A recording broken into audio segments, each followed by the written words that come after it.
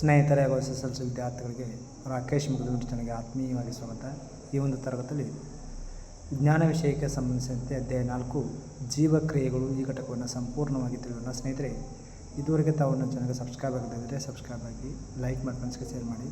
ನಾವು ಮಾಡಿರ್ತಕ್ಕಂಥ ಎಲ್ಲ ವಿಡಿಯೋವನ್ನು ತಾವು ಶೇರ್ ಮಾಡಬೇಕಾದ್ರೆ ತಪ್ಪದೆ ಪಕ್ಕದಲ್ಲಿರ್ತಕ್ಕಂಥ ಬೆಲ್ಲೈಕನ್ ಒತ್ತಿ ನಿಮಗೆ ನೋಟಿಫೈ ಆಗೋ ಮೂಲಕ ಎಲ್ಲ ವಿಡಿಯೋಗಳು ಇರ್ತಕ್ಕಂಥದ್ದು. ಈಗ ಜೀವಕ್ರಿಯೆಗಳ ಘಟಕವನ್ನು ಪ್ರಾರಂಭ ಮಾಡೋಕ್ಕಿಂತ ಮುಂಚೆ ಅಭ್ಯಾಸದ ಮಧ್ಯದಲ್ಲಿರ್ತಕ್ಕಂಥ ಮತ್ತು ಅಭ್ಯಾಸದ ಕೊನೆಯಲ್ಲಿರ್ತಕ್ಕಂಥ ಪ್ರಶ್ನಾವಳಿಯನ್ನು ಸಹ ಚರ್ಚೆ ಮಾಡೋಣ.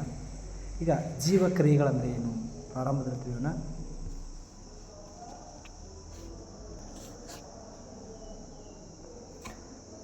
ಜೀವನ ಕ್ರಿಯೆಗಳು ಅಥವಾ ಜೀವಕ್ರಿಯೆಗಳಂದ್ರೆ ಜೀವಗಳು ನಿಷ್ಠ ಕಾರ್ಯವನ್ನು ಮಾಡ್ತಕ್ಕಂಥದ್ದು. ಉದಾಹರಣೆಗೆ ಜೀವವೊಂದು ಮಲಗಿರುವಾಗ, ಉದಾಹರಣೆಗೆ ದನಕರುಗಳು ನಿದ್ದೆ ಮಾಡುವಾಗೂ ಬಾಯಲ್ಲಿ ಮೆಲುಕು ಹಾಕ್ತಾ ಇರ್ತಕ್ಕಂಥದ್ದು. ಅಂದರೆ ಜೀವಿಯಲ್ಲಿ ಕೆಲವೊಂದು ಸ್ವಾಭಾವಿಕ ಕ್ರಿಯೆಗಳು ನಡೀತಿರ್ತಾವೆ. ದೇಹದ ಒಂದು ಅಂಗವ್ಯೂಹ ಮತ್ತೊಂದು ಅಂಗದಿಂದ ನಿಯಂತ್ರಣ ಮತ್ತು ಸಹಭಾಗಿತ್ವ ಇರ್ತದೆ. ಜೀವಿ ನಿದ್ರಿಸುವಾಗ ಜೀವಿಯೊಳಗೆ ಉಸಿರಾಟ ಕ್ರಿಯೆ, ಜೀರ್ಣಕ್ರಿಯೆ, ಸಾಕಾಣಿಕೆ ಈಗ ಹಲವಾರು ಕ್ರಿಯೆಗಳು ನಡೀತಿರ್ತವೆ. ಅವುಗಳನ್ನು ಜೀವನ ಕ್ರಿಯೆಗಳು ಅಂತ ಕರೆಯಲಾಗ್ತದೆ. ಅಂದರೆ ಜೀವವನ್ನು ನಡೆಸ್ತಕ್ಕಂಥ ಅಂಥ ಜೀವ ಕಾರ್ಯನಿರ್ವಹಣಾ ಪ್ರಕ್ರಿಯೆಗಳು ಯಾವುದಂದ್ರೆ ಪೋಷಣೆ ಇರ್ಬೋದು, ಉಸಿರಾಟ ಇರ್ಬೋದು, ಸಾಗಾಣಿಕೆ ಇರ್ಬೋದು, ಜೀರ್ಣಕ್ರಿಯೆ ಇರ್ಬೋದು, ರಕ್ತ ಪರಿಚಲನೆ, ಪ್ರಜನನ ಕ್ರಿಯೆ, ಈ ಎಲ್ಲ ಕ್ರಿಯೆಗಳನ್ನು ಜೀವ ಕಾರ್ಯನಿರ್ವಹಣಾ ಪ್ರಕ್ರಿಯೆಗಳು ಅಂತ ಕರೆಯಲಾಗ್ತದೆ. ಅದರಲ್ಲಿ ನಿಮಗಿರ್ತಕ್ಕಂಥದ್ದು ಪೋಷಣೆ ಅಂದರೆ ನಾವು ಸೇವಿಸಿದ ಆಹಾರ ರಕ್ತಗತವಾಗುವುದನ್ನು ಪೋಷಣೆ ಅಂತ ಕರಿತೇವೆ. ರಕ್ತಗತ ಅದರಿಂದ ಶಕ್ತಿಯನ್ನು ಪಡಿತೇವೆ. ಇನ್ನು ಉಸಿರಾಟ ಅಂದಾಗ ನಾವು ಆಮ್ಲಜನಕವನ್ನು ತೆಗೆದುಕೊಂಡು ಜೀವಕೋಶಗಳು ಕೊಂಡೊಯ್ದು ಆಹಾರ ಪದಾರ್ಥಗಳನ್ನು ಉತ್ಕರ್ಷಿಸಿ ಸರಳ ವಸ್ತುವಾಗಿ ಮಾಡುವ ಕ್ರಿಯೆಗೆ ಮಾಡಿ ಶಕ್ತಿಯನ್ನು ಬಿಡುಗಡೆ ಮಾಡುವ ಪ್ರಕ್ರಿಯೆಗೆ ಉಸಿರಾಟ ಅಂತ ಕರಿತೇವೆ. ಇನ್ನು ದೇಹದ ಒಂದು ಅಂಗದಿಂದ ಇನ್ನೊಂದು ಅಂಗಕ್ಕೆ ಆಹಾರ ವಸ್ತುಗಳು ಸಾಗಾಣಿಕೆ ಆಗ್ತಕ್ಕಂಥದ್ದು. ಇನ್ನು ಜೀವಕೋಶದಲ್ಲಿ ಚಯಾಪಚಯ ಕ್ರಿಯೆಯ ಉತ್ಪನ್ನಗಳನ್ನು ದೇಹದಿಂದ ಹೊರಹಾಕುವ ಕ್ರಿಯೆಗೆ ವಿಸರ್ಜನೆ ಅಂತ ಕರೆಯಲಾಗ್ತದೆ. ಅಂದರೆ ಇಲ್ಲಿ ಅಭ್ಯಾಸದ ಮಧ್ಯದಲ್ಲಿರ್ತಕ್ಕಂಥ ಪ್ರಶ್ನಾವಳಿಗಳು ಮನುಷ್ಯರಂತಹ ಬಹುಕೋಶೀಯ ಜೀವಿಗಳ ಆಕ್ಸಿಜನ್ ಅವಶ್ಯಕತೆಯನ್ನು ಪೂರೈಸಲು ವಿಸರಣೆ ಸಾಕಾಗುವುದಿಲ್ಲ. ಏಕೆ? ಯಾಕಂದರೆ ಎಲ್ಲ ಜೀವಂತ ಜೀವಕೋಶಗಳು ಕೋಶೀಯ ಚಟುವಟಿಕೆಗಳನ್ನು ಕೈಗೊಳ್ಳಲು ಆಕ್ಸಿಜನ್ನ ಅಗತ್ಯವಾಗಿ ಬೇಕಾಗಿದೆ. ಏಕಕೋಶೀಯ ಜೀವಿಗಳಲ್ಲಿ ಜೀವಿಯ ಸಂಪೂರ್ಣ ಹೊರಮೇಲ್ಮೈ ಪರಿಸರದ ಸಂಪರ್ಕದಲ್ಲಿರುವುದರಿಂದ ಸುಲಭವಾಗಿ ಅನಿಲಗಳ ವಿನಿಮಯ ಮಾಡಿಕೊಳ್ತಾವೆ. ಅದರ ಬಹುಕೋಶೀಯ ಜೀವಿಗಳಲ್ಲಿ ಜೀವಿ ಎಲ್ಲ ಜೀವಕೋಶಗಳು ಸುತ್ತಲಿನ ಪರಿಸರದೊಂದಿಗೆ ಸಂಪರ್ಕದಲ್ಲಿ ಇರುವುದಿಲ್ಲ. ಬಹುಕೋಶೀಯ ಜೀವಿಗಳಲ್ಲಿ ಹೊರ ಮೇಲ್ಮೈ ನಿರ್ಜೀವ ಜೀವಕೋಶಗಳಿಂದ ಕೂಡಿದ ಚರ್ಮವನ್ನು ಹೊಂದಿವೆ. ಆದ್ದರಿಂದ ವಿಸರಣೆ ಕ್ರಿಯೆ ಮನುಷ್ಯನಂಥ ಬಹುಕೋಶೀಯ ಜೀವಿಗಳ ಎಲ್ಲ ಜೀವಕೋಶಗಳ ಆಕ್ಸಿಜನ್ ಅವಶ್ಯಕತೆಯನ್ನು ಪೂರೈಸಲು ಸಾಧ್ಯವಿಲ್ಲ. ಇನ್ನು ಕೆಲವೊಂದು ಜೀವವಿಧಿಯನ್ನು ನಿರ್ಧರಿಸಲು ನಾವು ಬಳಸ್ತಕ್ಕಂಥ ಮಾನದಂಡಗಳು ಯಾವುದಂದ್ರೆ ಜೀವಿಯ ಚಲನೆ, ಚಲನಾಂಗಗಳು, ಉಸಿರಾಟ ಕ್ರಿಯೆ, ಬೆಳವಣಿಗೆ, ಜೀರ್ಣಕ್ರಿಯೆ, ವಿಸರ್ಜನೆ, ಸಂತಾನೋತ್ಪತ್ತಿ ಎಲ್ಲ ಜೀವಕ್ರಿಯೆಗಳು. ಜೀವಿಯ ಬೆಳವಣಿಗೆಗೆ ಬಳಸುವ ಹೊರಗಿನ ಕಚ್ಚಾ ವಸ್ತುಗಳು ಯಾವುದಂದ್ರೆ ಆಹಾರ, ನೀರು ಮತ್ತು ಆಕ್ಸಿಜನ್. ಯಾವ ಪ್ರಕ್ರಿಯೆಗಳು ಜೀವವನ್ನು ನಿರ್ವಹಿಸಲು ಅಗತ್ಯವಾಗಿವೆ? ಪೋಷಣೆ, ಉಸಿರಾಟ, ಸಾಗಾಣಿಕೆ, ವಿಸರ್ಜನೆ. ಇನ್ನು ಪೋಷಣೆ ಅಂದರೆ ಏನು? ಪೋಷಣೆ ಅಂದರೆ ಆಹಾರ ಸೇವನೆಯ ಮೂಲಕ ಶಕ್ತಿಯನ್ನು ಪಡೆದುಕೊಳ್ಳುವ ಕ್ರಿಯೆಯನ್ನು ಪೋಷಣೆ ಅಂತ ಕರೆಯಲಾಗ್ತದೆ. ನೋಡಿ, ಪೋಷಣೆ ಸರಳವಾಗಿ ಹೇಳಬೇಕಾದ್ರೆ ನಾನು ಸೇವಿಸಿದ ಆಹಾರ ರಕ್ತಗತವಾಗುವುದನ್ನು ಪೋಷಣೆ ಅಂತ ಕರಿತೇವೆ. ಅಥವಾ ದೇಹದ ಹೊರಭಾಗದಿಂದ ಶಕ್ತಿಯ ಆಕಾರವನ್ನು ದೇಹದ ಒಳಭಾಗಕ್ಕೆ ತೆಗೆದುಕೊಂಡು ಅದನ್ನು ತೆಗೆದುಕೊಳ್ಳುವ ಪ್ರಕ್ರಿಯೆಗೆ ನಾವು ಪೋಷಣೆ ಅಂತ ಕರಿತೇವೆ.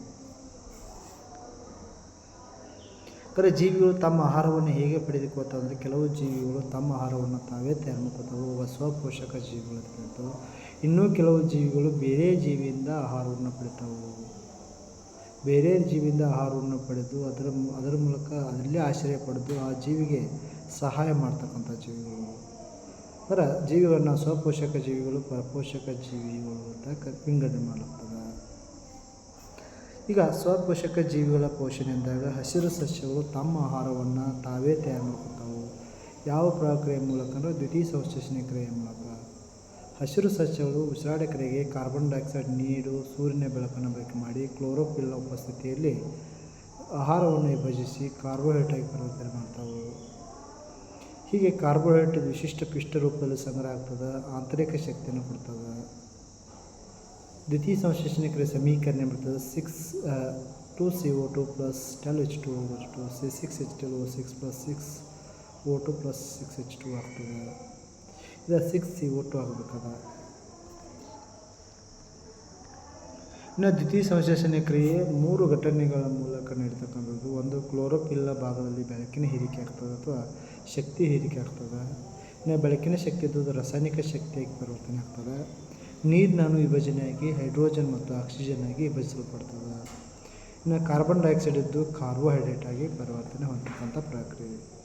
ಇದು ಸಸ್ಯದ ಎಲೆಗಳ ಭಾಗದಲ್ಲಿ ಸೂಕ್ಷ್ಮವಾಗಿ ನೋಡಿದಾಗ ಅತ್ಯಂತ ಚಿಕ್ಕ ಗಾತ್ರದ ಪತ್ರರಂಧ್ರಗಳು ಕಂಡುಬರ್ತವೆ. ಅದಕ್ಕೆ ಕ್ಲೋರೋಫಿಲ್ ಭಾಗ ಪತ್ರರಂಧ್ರ, ಪತ್ರ ಹರಿತು ಅಂತ ಕರೆಯಲಾಗ್ತದೆ. ಇನ್ನು ಪಿಷ್ಟ ಪರೀಕ್ಷೆ ಮಾಡೋಕ್ಕೆ ನಾವು ಅಯೋಡಿನ್ ದ್ರಾವಣ ಬಳಕೆ ಮಾಡಿ ಪಿಷ್ಟವನ್ನು ಪರೀಕ್ಷೆ ಮಾಡ್ತಕ್ಕಂಥ ವಿಧಾನ ಒಂದು ಚಟುವಟಿಕೆಯನ್ನು ಇಲ್ಲಿ ಫುಲ್ಲಾಗಿರ್ತಕ್ಕಂಥದ್ದು. ಇನ್ನು ಸಸ್ಯಗಳು ಉಸಿರಾಟ ಕ್ರಿಯೆಗೆ ಕಾರ್ಬನ್ ಡೈಆಕ್ಸೈಡ್ನ ಅವಶ್ಯಕತೆ ಐತಿ ಅಂದಾಗ ಪ್ರಕಾರ ನಾವು ತೆರೆದ ಪತ್ರ ಅಂದ್ರೆ ಮುಚ್ಚಿದ ಪತ್ರಗಳನ್ನು ನೋಡಿದಾಗ ತೆರೆದ ಪತ್ರ ಅಂದ್ರೆ ಮುಚ್ಚಿದ ರಂಧ್ರಗಳಲ್ಲಿ ಜೀವಂತ ಜೀವಕೋಶಗಳಿರ್ತಾವೆ, ಅವಕ್ಕೆ ಕಾವಲು ಜೀವಕೋಶಗಳಿರ್ತಾವೆ. ಆ ಕಾವಲು ಜೀವಕೋಶಗಳ ಕೆಲಸ ಪತ್ರ ಅಂದರೆ ತೆರೆಯುವಿಕೆ ಮುಚ್ಚುವಿಕೆ ಮಾಡ್ತದೆ. ಅದರ ಸಸ್ಯದ ಕಾಂಡ, ಬೇರು ಮತ್ತು ಎಲೆಗಳ ಮೇಲ್ಮೇಲೆ ಪತ್ರರಂಧ್ರಗಳ ಮೂಲಕ ಜರುಗ್ತದೆ. ಅನಿಲಗಳ ವಿನಿಮಯ ಅಲ್ಲೇ ಆಗ್ತದೆ. ಅಂದರೆ ಎಲೆಗಳಲ್ಲಿ ಕಂಡುಬರ್ತಕ್ಕಂಥ ಚಿಕ್ಕ ರಂಧ್ರಗಳು ಪತ್ರರಂಧ್ರಗಳ ಮೂಲಕ ಅನಿಲಗಳ ವಿನಿಮಯ ಆಗ್ತದೆ. ಈ ಪತ್ರರಂಧ್ರಗಳ ಮೂಲಕ ಅಧಿಕ ಪ್ರಮಾಣದ ನೀರು ಕೂಡ ನಷ್ಟವಾಗುವುದರಿಂದ ದ್ವಿತೀಯ ಕಾರ್ಬನ್ ಡೈಆಕ್ಸೈಡ್ ಅಗತ್ಯವಿಲ್ಲದಾಗ ಸಸ್ಯ ಈ ಪತ್ರ ಮುಚ್ಚಿಕೊಳ್ಳುತ್ತದೆ. ಈ ಪತ್ರವನ್ನು ತೆರೆಯುವಿಕೆ ಮುಚ್ಚುವಿಕೆ ಕಾವಲು ಜೀವಕೋಶಗಳ ಕಾರ್ಯವಾಗಿರ್ತಕ್ಕಂಥದ್ದು. ಇನ್ನು ಒಂದು ಚಟುವಟಿಕೆದ ದ್ವಿತೀಯ ಸಂಶ್ಲೇಷಣೆ ಕ್ರಿಯೆಗೆ ನೀರು ಅವಶ್ಯಕತೆ ಇದೆ ಅನ್ನೋದನ್ನು ಈ ಪ್ರಯೋಗದ ಮೂಲಕ ನಾವು ತಿಳಿತಕ್ಕಂಥದ್ದು. ಇಷ್ಟ ಯಾವ ರೀತಿ ಇದೆ ಅನ್ನೋದು ಪರೀಕ್ಷೆ ಮಾಡ್ಬೋದು. ನಾವು ದ್ವಿತೀಯ ಸಂಶ್ಲೇಷಣೆ ಕ್ರಿಯೆ ಬೇಕಾಗಿರ್ತಕ್ಕಂಥ ಕಚ್ಚಾ ಪದಾರ್ಥ ಅಂದರೆ ಸೂರ್ಯನ ಬೆಳಕು, ನೀರು, ಇಂಗಾಲ ಡೈಆಕ್ಸೈಡ್ ಮತ್ತು ಪತ್ರ ಹರಿತು. ಅದ್ರ ಜೊತೆಗೆ ಇತರೆ ಪೋಷಕಾಂಶಗಳು ನೈಟ್ರೋಜನ್, ಫಾಸ್ಫರಸ್, ಕಬ್ಬಿಣ, ಮ್ಯಾಗ್ನೀಷಿಯಂ ಅಂಥ ವಸ್ತುಗಳು ಸಹ ಮಣ್ಣಿಂದ ಸಸ್ಯಗಳು ಪಡೆದುಕೊಳ್ಳತಕ್ಕಂಥದ್ದು. ಇನ್ನು ಪರಪೋಷಕ ಜೀವಿಗಳ ಪೋಷಣೆಯನ್ನು ತಿಳ್ಕೊಳ್ಳೋಣ.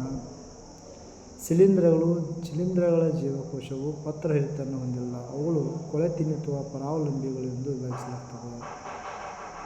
ಅಂದರೆ ಎಲ್ಲ ಜೀವಿಗಳು ಪತ್ರಹರಿತನ್ನು ಹೊಂದಿಲ್ಲದೇ ಇರುವುದರಿಂದ ದ್ವಿತೀಯ ಸಂಶ್ಲೇಷಣೆ ಕ್ರಿಯೆ ಮಾಡುವುದಿಲ್ಲ. ಅವುಗಳು ಸಸ್ಯಗಳ ಮೇಲೆ ಅಥವಾ ಇನ್ನಿತರ ಜೀವಿಗಳ ಮೇಲೆ ತಮ್ಮ ಪೋಷಣೆಯನ್ನು ಅವಲಂಬನೆಯಾಗಿರ್ತವೆ. ಇನ್ನು ಪರಾವಲಂಬಿಗಳಂದ್ರೇನು? ಕೆಲವು ಜೀವಿಗಳು ಇನ್ನೊಂದು ಜೀವಿಯ ಮೇಲೆ ಪೋಷಣೆಯನ್ನು ಪಡಿತಾವು. ಅಂಥ ಜೀವಿಗಳನ್ನ ಪರಾವಲಂಬಿ ಜೀವಿಗಳು. ಉದಾಹರಣೆಗೆ ಈ ದನ ಕರುಗಳ ಮೇಲಿರ್ತಕ್ಕಂಥ ಹೇನುಗಳು, ಜಿಗಣೆ, ಅವು ಆ ಜೀವಿ ಮೇಲೆ ಆಶ್ರಯ ಪಡಿತಿರ್ತಕ್ಕಂಥ ತೃತೀಯ ಜೀವಿಯ ಮೇಲೆ ಆಶ್ರಯ ಪಡಿತಕ್ಕಂಥದ್ದು. ಮಾನವನ ಯಕೃತದಲ್ಲಿರ್ತಕ್ಕಂಥ ಎಚ್ಚಿರೆ ಕೊಲಾಯ್ ಬ್ಯಾಕ್ಟೀರಿಯಾ ನಮ್ಮ ದೇಹದಲ್ಲಿ ಆಶ್ರಯ ಪಡಿತಕ್ಕಂಥದ್ದು. ಅದೇ ರೀತಿಯಾಗಿ ಕಸ್ಕ್ಯೂಟ್, ವಿಸ್ಕಮ್ ಈ ಥರ ಕೆಲವು ಜೀವಿಗಳು ಅತಿಥಿ ಜೀವಿಗಳು ಮತ್ತೊಂದು ಜೀವಿ ಮೇಲೆ ಆಶ್ರಯ ಮಾಡ್ತಾವೆ. ಇನ್ನು ಕೆಲವು ಜೀವಿಗಳು ಪೋಷಣೆ ಏನು ಮಾಡ್ಕೊತಾವಂದ್ರೆ ಆಹಾರ ವಸ್ತುವನ್ನು ದೇಹದ ಹೊರಭಾಗದಲ್ಲಿ ವಿಭಜನೆ ಮಾಡಿ ನಂತರ ಒಳಭಾಗದಲ್ಲಿ ಹೀರಿಕೊಳ್ತಾವೆ. For example bread mould, yeast, ನೈಕೊಡೆ, ಶಿಲೀಂಧ್ರಗಳು.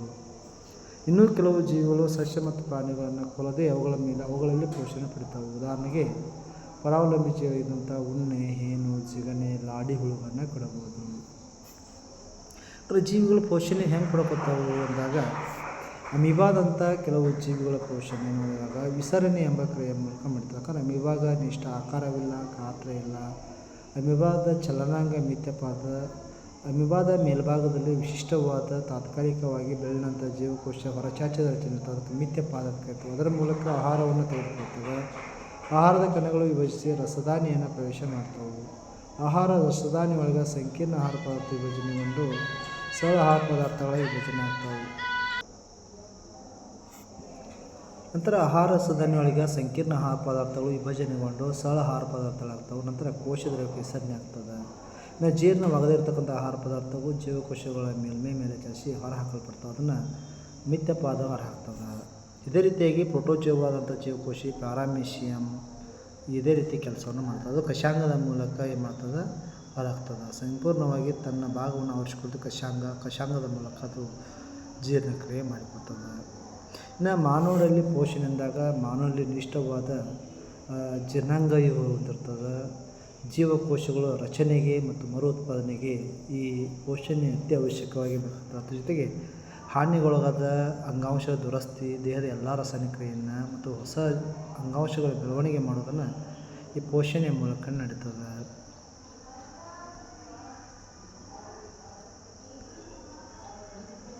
ಅದರ ಮಾನವನ ಜೀರ್ಣಾಂಗ ವ್ಯೂಹ ನೋಡೋಣ. ಮಾನವನ ಜೀರ್ಣಾಂಗ ವ್ಯೂಹ ಬಾಯಿಯಿಂದ ಪ್ರಾರಂಭ ಆಗ್ತದೆ. ಬಾಯಿ, ಅನ್ನನಾಳ, ಜಠರ, ಮೆದುಜೀರಕಾಂಗ, ಪಿತ್ತಕೋಶ, ಯಕೃತ, ಸಣ್ಣ ಕರಳು, ದೊಡ್ಡ ಕರಳು, ಸಣ್ಣ ಕರಳು, ಗುದದ್ವಾರದ ಮೂಲಕ ನಡೀತದೆ. ಅಂದರೆ ಈಗ ಜೀರ್ಣನಾಳ ಅಂದಾಗ ಬಾಯಿ, ಗಂಟಲು, ಅನ್ನನಾಳ, ಉದರ, ಸಣ್ಣ ಕರಳು, ದೊಡ್ಡ ಕರಳು, ಗುದದ್ವಾರವನ್ನು ಒಳಗೊಂಡಿರ್ತದೆ. ಇನ್ನು ಬಾಯಿಯಲ್ಲಿ ಯಾಂತ್ರಿಕವಾಗಿ ಪಚನಕ್ರಿಯೆ ನಡೀತದೆ. ಯಾಂತ್ರಿಕವಾಗಿ ಮತ್ತು ರಾಸಾಯನಿಕವಾಗಿ ಪಚನಕ್ರಿಯೆ ನಡೆಯುವ ತಾಣ ಯಾವುದಂದ್ರೆ, ಇನ್ನು ಯಾಂತ್ರಿಕ ಅಂದಾಗ ಆಹಾರವನ್ನು ಹಲ್ಲಿನ ಮೂಲಕ ಕಚ್ಚೋದ್ರ ಮೂಲಕ ನಡೀತದೆ. ಅದನ್ನು ಯಾಂತ್ರಿಕ ಪಚನಕ್ರಿಯೆ ಇರ್ತಾವೆ. ಇನ್ನು ಬಾಯಲ್ಲಿ ಲಾಲಾರಸ ಇರ್ತದೆ. ಲಾಲಾರಸದ ಕತ್ತಿಗಳು ಲಾಲಾರಸವನ್ನು ಸೇವಿಕೆ ಮಾಡಿ ಆಹಾರ, ಕಚ್ಚಿದ ಆಹಾರ ಲಾಲಾರಸದಲ್ಲಿ ಸ್ರವಿಕೆ ಆಗ್ತದೆ. ಮಿದುವಾದ ಆಹಾರ ಆಗ್ತದೆ. ಅದನ್ನು ಬೋಲಸ್ ಅಂತ ಕರಿತಾವೆ. ಅಂದರೆ ಲಾಲಾರಸದಲ್ಲಿ ಬಿಡುಗಡೆ ಆಗ್ಬೇಕಾದ್ರೆ ಅಮೈಲೇಜ್ ಕಿಣ್ವ ಪಿಷ್ಟವನ್ನು ಮಾಲ್ಟೋಸ್ ಆಗಿ ಪರಿವರ್ತನೆ ಮಾಡ್ತದೆ. ನಂತರ ಆಹಾರ ನುಂಗಿದಾಗ ಬೋಲಸ್ ಗಂಟಲು ಪ್ರವೇಶಿಸ್ತದೆ. ಗಂಟಲಿನ ಮೂಲಕ ಗಾಳಿ, ಆಹಾರ ಇವೆರಡೂ ಹಾದು ಹೋಗ್ತಕ್ಕಂಥ ಏಕೈಕ ಮಾರ್ಗ ಯಾವುದಂದರೆ ಎಪಿಗ್ಲಾಟಿಸ್ ಭಾಗ ಅಂತ ಕರಿತಾವೆ. ಇದು ಎಪಿಗ್ಲಾಟಿಸ್ ಭಾಗ ಬೋಲಸ್ ಶ್ವಾಸನಾಳ ಪ್ರವೇಶ ಅಂತ ಹೇಳಿರ್ತದೆ. ಒಂದು ವೇಳೆ ಪ್ರವೇಶಿಸಿದಾಗ ನಮ್ಮ ಬಿಕ್ಕಳಿಕೆ ಬರ್ತಕ್ಕಂಥದ್ದು. ಇನ್ನು ಜೀರ್ಣನಾಳ ಒಳಸ್ತರೆಯ ಸ್ನಾಯುಗಳನ್ನು ಹೊಂದಿದ್ದು ಆಹಾರವನ್ನು ಮುಂದಕ್ಕೆ ತಳ್ಳಲು ಲಯಬದ್ಧವಾದ ಸಂಕೋಚನ ಮತ್ತು ವಿಕಸನ ಹೊಂದುವ ಕ್ರಿಯೆಯನ್ನು ಪರಿಗ್ರಮಣ ಚಲನೆಯನ್ನು ಪೆರಿಸ್ಟಾಲಸಿಸ್ ಅಂತ ಕರೆಯಲಾಗ್ತದೆ. ಅನ್ನನಾಳದ ಗೋಡೆಯವರೆಗೆ ಸ್ನಾಯುಗಳ ಸಂಕೋಚನ ವಿಕಸನ ಕ್ರಿಯೆ ಉಂಟಾಗಿ ಪೆರಿಸ್ಟಾಲಸಿಸ್ ಮೂಲಕ ಬೋಲಸ್ ಜಠರನ್ನು ಸೇರ್ತದೆ. ಈ ರೀತಿ ಸೇರ್ತಕ್ಕಂಥದ್ದು. ಜಠರವು ಒಂದು ದೊಡ್ಡ ಅಂಗವಾಗಿದ್ದು ಆಹಾರ ಪ್ರವೇಶಿಸಿದಾಗ ಹಿಗ್ಗುತ್ತದೆ. ಜಠರದ ಸ್ನಾಯುಕ ಗೋಡೆಗಳು ಹೆಚ್ಚಿನ ಪಚನ ರಸದೊಂದಿಗೆ ಆಹಾರವು ಚೆನ್ನಾಗಿ ಮಿಶ್ರಣವಾಗಲು ಸಹಾಯ ಮಾಡ್ತದೆ. ಪಚನ ಪ್ರಕ್ರಿಯೆಗಳು ಜಠರ ಗೋಡೆಯಲ್ಲಿ ಕಂಡುಬರುವ ಜಠರ ಗ್ರಂಥಿಗಳು ನಿರ್ವಹಿಸ್ತದೆ. ಜಠರ ಗ್ರಂಥಿಗಳು ಹೈಡ್ರೋಕ್ಲೋರಿಕ್ ಆಮ್ಲ, ಪ್ರೋಟೀನನ್ನು ಜೀರ್ಣಿಸುವ ಪೆಪ್ಸಿನ್, ರೆನಿನ್, ಲಾಲ್ಯವನ್ನು ಸ್ರವಿಕೆ ಮಾಡ್ತದೆ. ಇನ್ನು ಪೆಪ್ಸಿನ್ ಕಿಣ್ವ ಪ್ರೋಟೀನನ್ನು ಪಾಲಿಪೆಪ್ಟೈಡ್ ಆಗಿ ಮಾಡಿದರೆ, ರೆನಿನ್ ಕಿಣ್ವ ಹಾಲಿನ ಕರಗಿರುವ ಪ್ರೋಟೀನನ್ನು ಕರಗಲಾಗದ ಮೊಸರಾಗಿ ಮಾಡ್ತದೆ. ಇನ್ನು ಹೈಡ್ರೋಕ್ಲೋರಿಕ್ ಆಮ್ಲ ಪೆಪ್ಸಿನ್ ಕಿಣ್ವದ ಕ್ರಿಯೆಯನ್ನು ಉತ್ತೇಜಿಸ ಮಾಡ್ತದೆ. ಆಮ್ಲೀಯ ಮಾಧ್ಯಮವನ್ನು ಉಂಟು ಮಾಡ್ತದೆ. ಅದ್ರ ಜೊತೆಗೆ ಸೂಕ್ಷ್ಮಾಣುಜೀವಿಗಳನ್ನು ಕೊಲ್ತದೆ. ಇನ್ನು ಲೋಳೆಯು ಜಠರ ಗೋಡೆಗಳನ್ನು ಆಮ್ಲದ ಕ್ರಿಯೆಯಿಂದ ರಕ್ಷಣೆ ಮಾಡ್ತಕ್ಕಂಥದ್ದು. ಜಠರದಿಂದ ಆಹಾರವು ಹೊರದೂಡಿಕೆಯು ಸಂಕೋಚನ ಸ್ನಾಯುಗಳಿಂದ ನಿಯಂತ್ರಿಸಲ್ಪಡ್ತದೆ. ಆಹಾರ ಸಣ್ಣ ಪ್ರಮಾಣದಲ್ಲಿ ಸಣ್ಣ ಕಳಿಗೆ ಬಿಡುಗಡೆ ಮಾಡ್ತದೆ. ಆಹಾರ ಜಠರದಿಂದ ಸಣ್ಣ ಕಳಿಗೆ ಪ್ರವೇಶ ಆದಾಗ ಸಣ್ಣ ಕಳು ಜೀರ್ಣನಾಳ ಅತ್ಯಂತ ಉದ್ದವಾದ ಭಾಗವಾಗಿದ್ದು ವ್ಯಾಪಕವಾಗಿ ಸುಳಿ ಕಡಿಮೆ ಸ್ಥಳದಲ್ಲಿ ಅವಶ್ಯಕಪಡ್ತದೆ. ಅದಕ್ಕಾಗಿ ಸಣ್ಣ ಕಲ್ಲನ್ನು ಸಂಪೂರ್ಣವಾಗಿ ಜೀರ್ಣವಾಗುವ ಸ್ಥಳ ಅಂತ ಕರಿತಾವೆ. ಕಾರ್ಬೋಹೈಡ್ರೇಟ್, ಪ್ರೋಟೀನ್, ಕೊಬ್ಬು ಪಚನವಾಗುವ ಸ್ಥಳ ಯಾವುದಂದರೆ ಸಣ್ಣ ಕರಳು. ಇದು ಮೆದುಜೀರಕ ಗ್ರಂಥಿ ಯಕೃತದ ಸಲಿಕೆಯನ್ನು ಪಡೆಯುತ್ತದೆ. ಜಠರದಿಂದ ಬರುವ ಆಹಾರ ಆಮ್ಲೀಯವಾಗಿದ್ದು ಮೆದುಜೀರಕ ಕಿಣ್ವ ಪ್ರತಿವರ್ತನೆಯಿಂದ ಆಹಾರ ಕ್ಷಾರೀಯವಾಗುತ್ತದೆ. ಇನ್ನು ಯಕೃತದಿಂದ ಸಲಿಕೆಯಾಗುವ ಪಿತ್ತರಸವು ಕೊಬ್ಬಿನ ಮೇಲೆ ಪ್ರತಿವರ್ತನೆ ಮಾಡಿ ಕ್ಷಾರೀಯಗೊಳಿಸುವ ಕಾರ್ಯವನ್ನು ಪೂರ್ಣಗೊಳಿಸ್ತದೆ. ಸಣ್ಣ ಕರುಳಿನಲ್ಲಿ ಕಂಡುಬರ್ತಕ್ಕಂಥ ಕೊಬ್ಬು ದೊಡ್ಡ ದೊಡ್ಡ ತುಂಡುಗಳು ರೂಪದಲ್ಲಿದ್ದು ಕಿಣ್ವಗಳಿಂದ ಅದರ ಮೇಲೆ ವರ್ತಿಸಿ ಸಣ್ಣ ಸಣ್ಣ ಕಿಣ್ವಗಳಾಗಿ ಪಿತ್ತರಸ ಮಾಡ್ತದೆ. ಪಿತ್ತರಸ ಯಾವುದೇ ಕಿಣ್ವಗಳಿರೋದಿಲ್ಲ. ಪಿತ್ತರಸ ಕೊಬ್ಬನ್ನು ಸಣ್ಣ ಸಣ್ಣ ಕೊಬ್ಬಿನ ಕಣಗಳಾಗಿ ವಿಭಜನೆ ಮಾಡ್ತದೆ. ಇನ್ನು ಮೆದುಜೀರಕ ಗ್ರಂಥಿ ಮೆದುಜೀರಕ ರಸವನ್ನು ಸಲಿಕೆ ಮಾಡ್ತದೆ. ಇದು ಅಮೈಲೇಜ್ ಮತ್ತು ಪ್ರೋಟೀನ್ ಜೀರ್ಣಿಸುವ ಟ್ರಿಪ್ಸಿನ್ ಮತ್ತು ವಿಭಿನ್ನ ಸಾಂದ್ರತೆ ಹೊಂದಿರುವ ಕೊಬ್ಬಿನ ಮಿಶ್ರಣವನ್ನು ಎಮಲ್ಸೀಕರಣಗೊಳಿಸಿ ಲೈಪೇಜ್ ಎಂಬ ಕಿಣ್ವವನ್ನು ಹೊಂದಿರ್ತದೆ. ಅಂದರೆ ಪಿಷ್ಟವನ್ನು ಮಾಲ್ಟೋಸ್ ಆಗಿ ಮಾಲ್ಟೇಸ್ ಕಿಣ್ವ ಮಾಡ್ತದೆ. ಲೈಪೇಜ್ ಕಿಣ್ವ ಕೊಬ್ಬನ್ನು ಕೊಬ್ಬಿನಾಮ್ಲ ಗ್ಲಿಸರಾಲ್ಗಳಾಗಿ ಮಾಡ್ತದೆ. ಇನ್ನು ಟ್ರಿಪ್ಸಿನ್ ಕಿಣ್ವ ಪ್ರೋಟೀನನ್ನು ಪಾಲಿಪೆಪ್ಟೈಡ್ಗಳಾಗಿ ಮಾಡ್ತಕ್ಕಂಥದ್ದು. ಇನ್ನು ಸಣ್ಣ ಕರುಳಿನ ಭಿತ್ತಿಗಳಲ್ಲಿ ಬೇರೆ ಬೇರೆ ರೀತಿಯ ಗ್ರಂಥಿಗಳಿರ್ತಾವೆ, ಕಿಣ್ವಗಳಿರ್ತಾವೆ. ಮಾಲ್ಟೇಜ್ ಕಿಣ್ವ ಮಾಲ್ಟೋಸನ್ನು ಗ್ಲೂಕೋಸ್ ಆಗಿ, ಸುಕ್ರೇಜ್ ಕಿಣ್ವ ಸುಕ್ರೋಸನ್ನು ಗ್ಲೂಕೋಸ್ ಫ್ರಕ್ಟೋಸ್ ಆಗಿ, ಲ್ಯಾಕ್ಟೇಜ್ ಕಿಣ್ವ ಲ್ಯಾಕ್ಟೋಸನ್ನು ಗ್ಲೂಕೋಸ್ ಗ್ಯಾಲಕ್ಟೋಸ್ ಆಗಿ, ಪಾಲಿಪೆಪ್ಟೈಡ್ ಕಿಣ್ವ ಪೆಪ್ಟೈಡನ್ನು ಅಮೈನೋ ಆಮ್ಲಗಳಾಗಿ ಪರಿವರ್ತನೆ ಮಾಡ್ತದೆ. ಇನ್ನು ಸಣ್ಣ ಕರುಳಿನ ಒಳಗೋಡೆಗಳಲ್ಲಿ ವಿಲಯಗಳೆಂಬ ಅಸಂಖ್ಯಾತ ಬೆರಳಿನ ಆಕಾರದ ರಚನೆಗಳಿರ್ತಾವೆ. ಅವುಗಳು ಆಹಾರವನ್ನು ಹೀರಿಕೊಳ್ಳಲು ಬೇಕಾದ ಮೇಲ್ಮೈ ಪ್ರದೇಶವನ್ನು ಒದಗಿಸ್ತಾವೆ. ಈ ವಿಲಯಗಳಲ್ಲಿ ರಕ್ತನಾಳಗಳಿಂದ ಸಮೃದ್ಧವಾಗಿದ್ದು ಅವು ಹೀರಿಕೊಂಡ ಆಹಾರವನ್ನು ರಕ್ತದ ದೇಹದ ಎಲ್ಲ ಪ್ರತಿಯೊಂದು ಜೀವಕೋಶಗಳು ಒಯ್ತಾವೆ. ಈ ಶಕ್ತಿ ಹೊಸ ಅಂಗಾಂಶ ನಿರ್ಮಿಸಕ್ಕೆ ಹಳೆಯ ಅಂಗಾಂಶ ದುರಸ್ತಿ ಕಾರ್ಯಕ್ಕೆ ಬಳಕೆ ಆಗ್ತದೆ. ಇನ್ನು ಹೀರಿಕೆ ಆಗದ ಆಹಾರ ದೊರೆಕರಳು ಪ್ರವೇಶ ಆಗ್ತದೆ. ದೊರೆಕರಳಿನಲ್ಲಿ ಆಹಾರ ಪದಾರ್ಥ ನೀರನ್ನು ಹೀರಿಕೊಂಡು ವಿವಿಧ ಪದಾರ್ಥಗಳನ್ನು ಗುದದ್ವಾರ ಮೂಲಕ ಹೊರಹಾಕ್ತದೆ.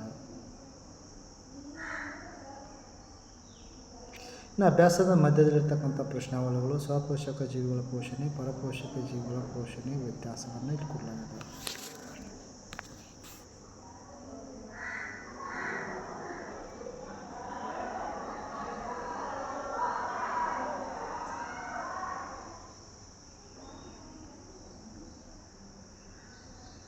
ನಮ್ಮ ಜಠರದಲ್ಲಿ ಆಮ್ಲದ ಪಾತ್ರ ಏನು, ಇನ್ನು ಜೀರ್ಣಕಾರಿ ಕಿಣ್ವಗಳ ಕಾರ್ಯವೇನು, ಪಚನಗೊಂಡ ಆಹಾರ ಹೀರಿಕೊಳ್ಳಲು ಕಾರಣಗಳು ಹೇಗೆ ವಿನ್ಯಾಸಗೊಂಡಿರ್ತದೆ,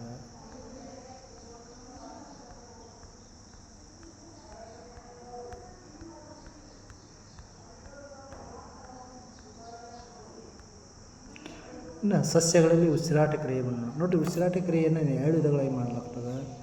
ಆಮ್ಲಜನಕ ಸಹಿತ ಉಸಿರಾಟ, ಆಮ್ಲಜನಕ ರಹಿತ ಉಸಿರಾಟ. ಆಮ್ಲಜನಕ ಸಹಿತ ಅಂದಾಗ ವಾಯುವಿಕ ಉಸಿರಾಟ ಕರೀತಾವೆ. ಕೆಲವು ಜೀವಿಗಳು ಆಮ್ಲಜನಕವನ್ನು ಬಳಕೆ ಮಾಡಿ ಉಸಿರಾಟ ಮಾಡ್ತಾವೆ, ಆ ಉಸಿರಾಟ ಆಮ್ಲಜನಕ ಸಹಿತ ಉಸಿರಾಟ. ಆಮ್ಲಜನಕ ಉಸಿರಾಟ ಬೇರೆ ಬೇರೆ ಹಂತಗಳಲ್ಲಿ ನಡೀತಕ್ಕಂಥದ್ದು. ಇನ್ನು ಆಮ್ಲಜನಕ ರಹಿತ ಉಸಿರಾಟ ಅಂದರೆ, ಆಮ್ಲಜನಕ ರಹಿತ ಅಂದರೆ ಕೆಲವು ಜೀವಿಗಳು ಆಮ್ಲಜನಕ ರಹಿತವಾಗಿ ಉಸಿರಾಟ ಮಾಡ್ತಾವೆ. ಅದಕ್ಕೆ ಯಾನ್ಏರೋಬಿಕ್ ರೆಸ್ಪಿರೇಷನ್, ಕುದಿಯುವಿಕೆ ಕ್ರಿಯೆ ಮಾಡ್ತಕ್ಕಂಥ ಕೆಲವು ಜೀವಿಗಳು ಈ ಉಸಿರಾಟವನ್ನು ಮಾಡ್ತಾವೆ. ಅಂದರೆ ಆಮ್ಲಜನಕ ಸಹಿತ ರಹಿತ ಉಸಿರಾಟ ಅಂದಾಗ ಇಲ್ಲಿ ನೋಡ್ಬೋದು, ನಮ್ಮ ದೇಹದಲ್ಲಿ ಜೀರ್ಣವಾದ ಆಹಾರ 6 ಕಾರ್ಬನನ್ನು ಹೊಂದಿರ್ತದೆ. ಕೋಶ ದ್ರವ್ಯದಲ್ಲಿ 6 ಕಾರ್ಬನನ್ನು ಕೋಶ ದ್ರವ್ಯದಲ್ಲಿ ಉಸಿರಾಟ ಕ್ರಿಯೆ ಮೂಲಕ ವಿಭಜನೆಯಾಗಿ 3 ಕಾರ್ಬನನ್ನು ಆಗಿರ್ತಕ್ಕಂಥ ಪೈರುವೇಟ್ ಆಗಿ ಪರಿವರ್ತನೆ ಮಾಡ್ತದೆ, ಶಕ್ತಿಯನ್ನು ಬಿಡುಗಡೆ ಮಾಡ್ತದೆ. ನಂತರ ಈಸ್ಟ್ನಂಥ ಕೆಲವೊಂದು ಶಿಲೀಂಧ್ರಗಳಲ್ಲಿ ಈ ಪೈರುವೇಟ್ ಇದ್ದು ಆಕ್ಸಿಜನ್ ಅನುಪಮ ಸ್ಥಿತಿಯಲ್ಲಿ ಎಥನಾಲ್ 2 ಕಾರ್ಬನ್ ಹೊಂದಿರುವ ಎಥನಾಲ್ ಕಾರ್ಬನ್ ಡೈಆಕ್ಸೈಡ್ ಮತ್ತು ಶಕ್ತಿ ಬಿಡುಗಡೆ ಮಾಡ್ತದೆ. ಅದ ಪೈರುವೇಟ್ ಇದ್ದು ಆಕ್ಸಿಜನ್ ಕೊರತೆಯಿಂದ ಸ್ನಾಯು ಜೀವಕೋಶಗಳಲ್ಲಿ ಲ್ಯಾಕ್ಟಿಕ್ ಆಮ್ಲ ಮತ್ತು ಶಕ್ತಿಯನ್ನು ಬಿಡುಗಡೆ ಮಾಡ್ತದೆ. ಅಂದರೆ ಯಾವಾಗ ಲ್ಯಾಕ್ಟಿಕ್ ಆಮ್ಲ ನಮ್ಮ ಸಂಗ್ರಹ ಆಗ್ತದೆ ಅವಾಗ ನಮಗೆ ಸ್ನಾಯು ಶಾಯಿತ ಉಂಟಾಗ್ತದೆ. ಇನ್ನು ಆಕ್ಸಿಜನ್ ಉಪಸ್ಥಿತಿಯಲ್ಲಿ ಪೈರುವೇಟ್ ಇದ್ದು ಮೈಟೊಕಾಂಡ್ರಿಯಾದಲ್ಲಿ ಕಾರ್ಬನ್ ಡೈಆಕ್ಸೈಡ್ ಮತ್ತು ನೀರು ಶಕ್ತಿ ಬಿಡುಗಡೆ ಆಗ್ತದೆ. ಈ 3 ಹಂತಗಳು ಜೀವಿಯಲ್ಲಿ ಜರುಗ್ತವೆ. ಇಷ್ಟನ್ನಂಥ ಜೀವಿಗಳು ಆಕ್ಸಿಜನ್ ರಹಿತವಾಗಿ ಉಸಿರಾಟ ಮಾಡಿ ಇಥನಾಲ್ ಕಾರ್ಬನ್ ಡೈಆಕ್ಸೈಡ್ ಬಿಡುಗಡೆ ಮಾಡ್ತದೆ. ಈ ಕ್ರಿಯೆಗೆ ಹುದುಗುವಿಕೆ ಅಂತ ಕರೆಯಲಾಗ್ತದೆ. ಇದು ಅವಾಯಕ ಉಸಿರಾಟ ನೀಡ್ತದೆ.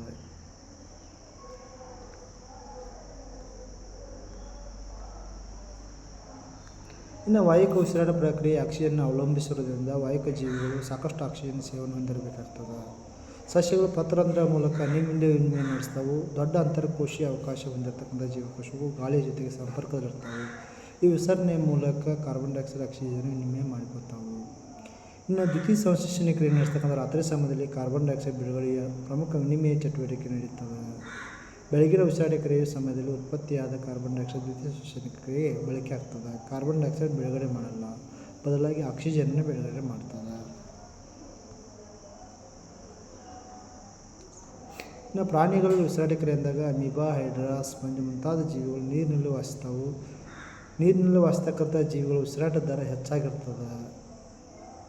ನೀರಿನಲ್ಲಿ ಕರಗಿರುವ ಆಮ್ಲಜನಕವನ್ನು ವಿಸರಣೆ ಕ್ರಿಯೆ ಮೂಲಕ ಇವು ಪಡೆದುಕೊಳ್ತಿರ್ತವೆ. ಆದರೆ ಕೆಲವು ಬಹುಕೋಶೀಯ ಜೀವಿಗಳು, ನೀರಿನಲ್ಲಿರ್ತಕ್ಕಂಥ ಜಲಚರ ಜೀವಿಗಳು ಉಸಿರಾಟದ ವೇಗ ಹೆಚ್ಚಿರ್ತದೆ. ಯಾಕಂದರೆ ಆಕ್ಸಿಜನ್ ಕರಗಿದ ರೂಪದಲ್ಲಿ, ನೀರಿನಲ್ಲಿ ಆಕ್ಸಿಜನ್ ಕರಗಿದ ರೂಪದಲ್ಲಿರೋದ್ರಿಂದ ಆ ಕರಗಿದ ರೂಪದಲ್ಲಿ ಆಕ್ಸಿಜನ್ ಪಡೆದುಕೊಳ್ಬೇಕಾದ್ರೆ ವೇಗವಾಗಿ ಉಸಿರಾಟ ಮಾಡ್ತವೆ. ಅಂದರೆ ನೆಲಚರ ಜೀವಿಗಳಿಗಿಂತ ಜಲಚರ ಜೀವಿಗಳ ಉಸಿರಾಟದ ದರ ಹೆಚ್ಚಿರ್ತದೆ. ಯಾಕಂದರೆ ಕರಗಿದ ರೂಪದಲ್ಲಿ ಆಕ್ಸಿಜನ್ನ ಪಡೆದುಕೊಳ್ಬೇಕಾದ್ರೆ ಉಸಿರಾಟವನ್ನು ವೇಗವಾಗಿ ಮಾಡ್ತಕ್ಕಂಥದ್ದು.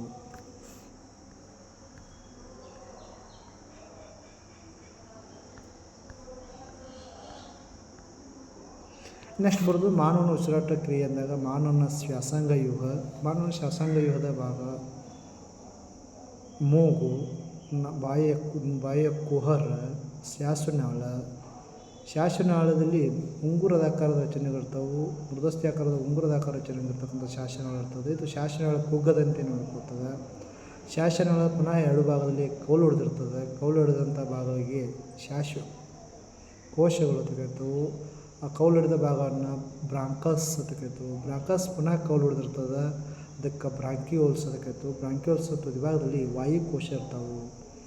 ನಾವು ಮೂಗಿನ ಮೂಲಕ ಗಾಳಿಯನ್ನು ತೆಗೆದುಕೊಂಡಾಗ ಶ್ವಾಸನಾಳದ ನಳಿಕೆ, ಕಿರಿದಾದ ನಳಿಕೆಯ ಮೂಲಕ ಪ್ರವೇಶ ಆಗಿ ಅದು ಶ್ವಾಸಕೋಶದಲ್ಲಿ ಗಾಳಿ ತುಂಬಿಕೊಡ್ತದೆ. ವಾಯುಕೋಶದಲ್ಲಿ ಗಾಳಿ ತುಂಬಿಕೊಂಡಿರ್ತದೆ. ಅವಕ್ಕೆ ಗಾಳಿಗೂಡುಗಳು ಅಂತ ಕರೆಯಲಾಗ್ತದೆ. ನಾಸಿಕರಂಧ್ರ ಮೂಲಕ ದೇಹದ ಒಳಭಾಗದಲ್ಲಿ ಆಮ್ಲಜನಕ ತೆಗೆದುಕೊಳ್ತದೆ. ಅಲ್ಲಿ ಸೂಕ್ಷ್ಮ ಕೂದಲಿನಾಕಾರದ ರಚನೆಗಳಿರ್ತಾವೆ. ಗಾಳಿಯನ್ನು ಸ್ರವಿಕೆ ಮಾಡ್ತದೆ. ಇದು ಗಾಳಿಯನ್ನು ಶೋಧಿಸುವ ಪ್ರಕ್ರಿಯೆ ಆಗ್ತದೆ. ಇನ್ನು ಶ್ವಾಸಕೋಶದೊಳಗೆ ಅನೇಕ ಕವಲೊಡೆದ ಚಿಕ್ಕ ಚಿಕ್ಕ ರಚನೆ ವಿಭಜನೆ ಅಂತಿಮವಾಗಿ ಬಲೂನಂಥ ರಚನೆ ಆಗ್ತದೆ. ಅದಕ್ಕೆ ಗಾಳಿಗೂಡುಗಳು ಅಥವಾ ವಾಯುಕೋಶಗಳು ಅಲಿಯೋಲಾಯಿಗಳು ಅಂತ ಕರೆಯಲಾಗ್ತದೆ.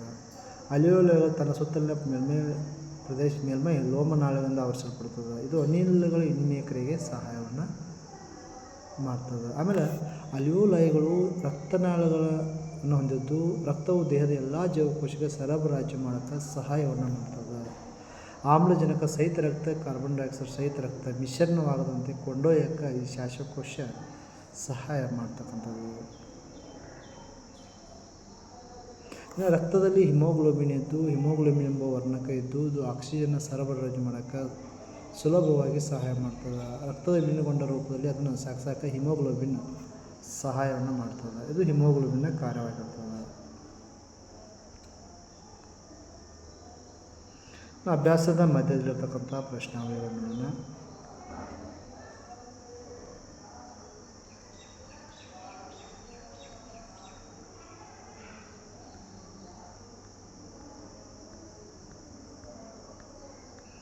ಅಭ್ಯಾಸದ ಮಧ್ಯದಲ್ಲಿರ್ತಕ್ಕಂಥ ಪ್ರಶ್ನಾವಳಿಗಳ ಸಂಪೂರ್ಣ ವಿವರಣೆ.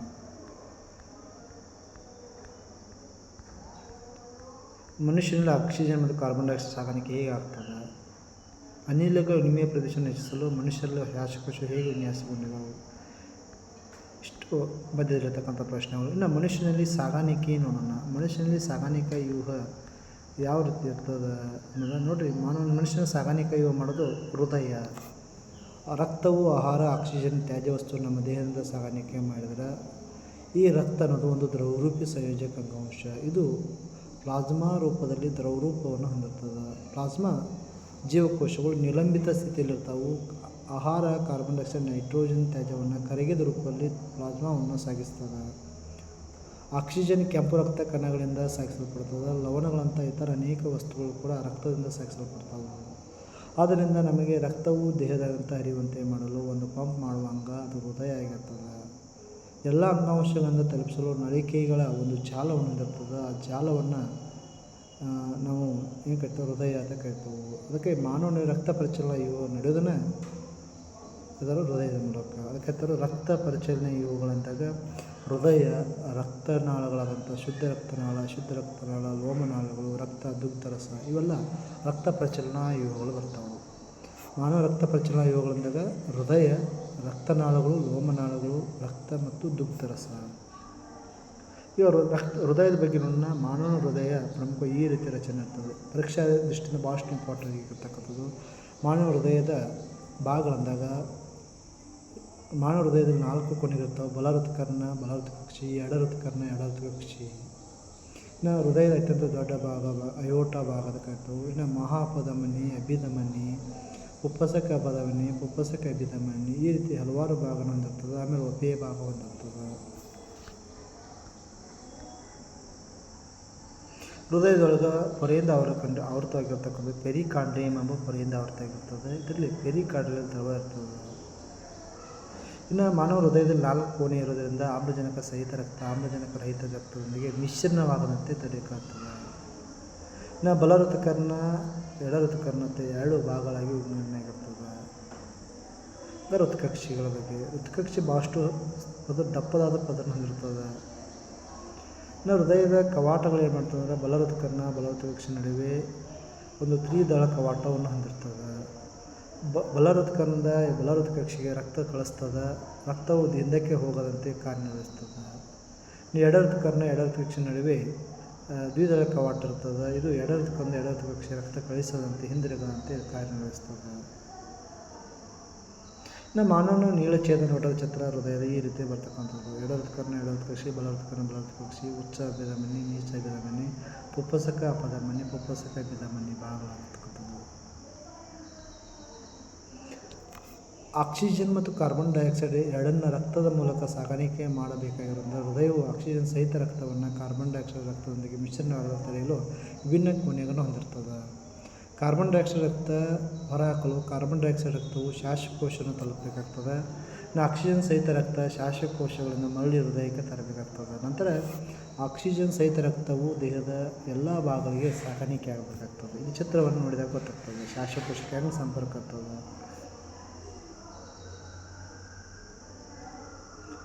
ಬಲವೃತ್ಕರ್ಣವು ಹಿಗ್ಗಿದಾಗ ದೇಹದ ವಿವಿಧ ಭಾಗಗಳಿಂದ ಅಶುದ್ಧ ರಕ್ತ ಅಥವಾ ಆಕ್ಸಿಜನ್ ರಹಿತ ರಕ್ತ ಉಚ್ಚ ಅಭಿಧಮನಿಕೆ ಮತ್ತು ನೀಚ ಅಭಿಧಮನಿ ಮೂಲಕ ಬಲವೃತ್ಕರ್ಣಕ್ಕೆ ಬರ್ತದೆ. ಬಲವೃತ್ಕರ್ಣ ಸಂಕೋಚಿಸಿ ಅದಕ್ಕೆ ಅನುಗುಣವಾಗಿ ಕೆಳಗೆ ಕೋಣೆ ಬಲವೃತ್ಕಕ್ಷೆ ಹಿಗ್ಗಿ ತ್ರಿದಳ ಕಾಲ್ ಮೂಲಕ ಅದನ್ನು ಸಾಗಾಣಿಕೆ ಮಾಡ್ತದೆ.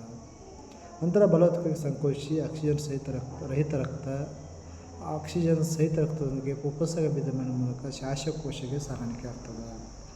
ಶ್ವಾಸಕೋಶ ಅನಿಲಗಳ ವಿನಿಮಯ ಮೂಲಕ ಆಕ್ಸಿಜನ್ ರಹಿತ ರಕ್ತವು ಆಕ್ಸಿಜನ್ ಸಹಿತಗೊಂಡು ಫುಫ್ಫುಸಕ ಅಭಿಧಮನಿ ಮೂಲಕ ಎಡ ಹೃತ್ಕರ್ಣಕ್ಕೆ ಬರ್ತದೆ. ಎಡ ಹೃತ್ಕರ್ಣವು ಸಂಕೋಚಿಸಿ ಅದಕ್ಕೆ ಅನುಗುಣವಾಗಿ ಕೆಳಗಿನ ಕೋಣೆ ಎಡ ಹೃತ್ಕಕ್ಷೆ ಇರ್ತದೆ. ಎಡ ಹೃತ್ಕರ್ಣದಿಂದ ಎಡ ಹೃತ್ಕಕ್ಷೆಗೆ ದೀರ್ಘ ಕವಾಟದ ಮೂಲಕ ಸಾಗಾಣಿಕೆ ಆಗ್ತದೆ. ಹೃತ್ಕಕ್ಷೆಯು ಸಂಕೋಚಿಸಿದಾಗ ರಕ್ತ ಹಿಮ್ಮುಖವಾಗಿ ಹರಿಯುವಂತೆ ಕವಾಟವು ತಡೆಹಿಡಿತಾವೆ. ನಂತರ ಹೃತ್ಕಕ್ಷೆಯು ಸಂಕೋಚಿಸಿದಾಗ ಆಕ್ಸಿಜನ್ ಸಹಿತ ರಕ್ತವು ಮಹಾ ಅಪಧಮನಿ ಮೂಲಕ ದೇಹದ ಎಲ್ಲ ಭಾಗಗಳಿಗೆ ಸಾಗಾಣಿಕೆ ಆಗ್ತದೆ. ಹೀಗೆ ರಕ್ತವು ಮಾನವನ ಒಳಗೊಂಡಂತೆ ಕಶೇರುಕ ಜೀವಿಗಳಂತೆ ರಕ್ತವು ಪ್ರತಿ ರಕ್ತ ಪರಿಚಲನೆಗೆ ಹೃದಯವನ್ನು 2 ಬಾರಿ ಹಾದು ಹೋಗ್ತದೆ. ಇದನ್ನು ಇಮ್ಮಡಿ ರಕ್ತ ಪರಿಚಲನೆ ಅಂತ ಕರೆಯಲಾಗ್ತದೆ. ಇನ್ನು ಶ್ವಾಸಕೋಶದಲ್ಲಿ ಆಕ್ಸಿಜನ್ ರಕ್ತವನ್ನು ಹೇಗೆ ಪ್ರವೇಶ ಆಗ್ತದೆ, ಆಕ್ಸಿಜನ್ ಸಹಿತ ಆಕ್ಸಿಜನ್ ರಹಿತ ರಕ್ತ ಮಿಶ್ರ ಆಗದಂತೆ ಯಾರು ತಡೆಯುತ್ತದೆ ಅಂದಾಗ ಹೃದಯದಲ್ಲಿ 4 ಕೋಣೆ ಮಾಡ್ತದೆ. ಅದು ಪಕ್ಷಿ ಸ್ತನಿಗಳಲ್ಲಿ ನಡೀತದೆ. ಪಕ್ಷಿ ಮತ್ತು ಏನಾಗ್ತದಂದ್ರೆ ಆಕ್ಸಿಜನ್ ಸಹಿತ ರಕ್ತ ಆಕ್ಸಿಜನ್ ರಹಿತ ರಕ್ತದಂತೆ ಮಿಶ್ರಣವಾಗದಂತೆ ತಡೆಹಿಡಿತದೆ. ಅದರ ಉಭಯವಾಸಿ ಮತ್ತು ಸರಿಸಮಗಳ ಹೃದಯದಲ್ಲಿ 3 ಕೋಣೆಗಳಿಂದ ಸ್ವಲ್ಪ ಪ್ರಮಾಣದಲ್ಲಿ ಆಕ್ಸಿಜನ್ ಸಹಿತ ರಕ್ತ ಆಕ್ಸಿಜನ್ ರಹಿತ ರಕ್ತವನ್ನು ಮಿಶ್ರಣ ಆಗ್ತದೆ. ಆದರೆ ಮೀನುಗಳಲ್ಲಿ ಕೇವಲ 2 ಕೋಣೆ ಇರೋದರಿಂದ ಇದು ನೇರವಾಗಿ ಆಕ್ಸಿಜನ್ ಸಹಿತ ರಕ್ತ ಆಕ್ಸಿಜನ್ ರಹಿತ ರಕ್ತ ಮಿಶ್ರಣವಾದಂತೆ ಮಿಶ್ರಣಾಗಿ ಚಲಿಸ್ತದೆ. ಇನ್ನು ಆರೋಗ್ಯವಂತ ಮಾನವನ BP 80ರಿಂದ ಹಿಡ್ಕೊಂಡು 120 mmHg ಇರ್ತದೆ. ಅಂದರೆ ಸಂಕೋಚನ ಹೊಡೆತ 80 ಇದ್ದರೆ ವ್ಯಾಕೋಚನ ಹೊಡೆತ 120 ಇರ್ತದೆ. ಇದನ್ನು ಸ್ಪಿಗ್ಮೋಮಾನೋಮೀಟರ್ ಸಾಧನ ಬಳಕೆ ಮಾಡಿ ನಾವು ರಕ್ತದೊತ್ತಡವನ್ನು BP-ಯನ್ನು ಅಳತೆ ಮಾಡಬಹುದು. ಇನ್ನು ನಾಳಗಳು ರಕ್ತನಾಳಗಳನ್ನು ಹೊಂದಿರ್ತದೆ. ಅಪಧಮನಿಗಳು ರಕ್ತವನ್ನು ಹೃದಯದಿಂದ ದೇಹದ ವಿವಿಧ ಭಾಗಗಳಿಗೆ ಕೊಂಡೊಯ್ತದೆ. ರಕ್ತವು ಹೃದಯದಿಂದ ಅತಿ ಹೆಚ್ಚಿನ ಒತ್ತಡದಲ್ಲಿ ಹೊಂದುವುದರಿಂದ ಅಪಧಮನಿಗಳು ದಪ್ಪದಾದ ಸ್ಥಿತಿಸ್ಥಾಪಕತ್ವ ಭಿತ್ತಿಯನ್ನು ಹೊಂದಿದೆ.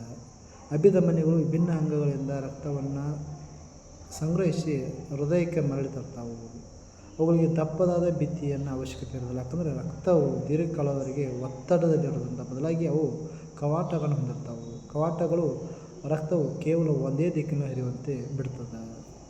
ಇನ್ನು ಅಭಿಧಮನಿಗಳು ಒಂದು ಅಂಗವನ್ನು ಅಥವಾ ಅಂಗಾಂಶವನ್ನು ತಲುಪಿಸಿದ ನಂತರ ರಕ್ತವನ್ನು ಪ್ರತಿಯೊಂದು ಜೀವಕೋಶದ ಸಂಪರ್ಕಕ್ಕೆ ತರಲು ಸಣ್ಣ ಸಣ್ಣ ನಾಳಗಳನ್ನು ಹೊಂದಿರ್ತವೆ.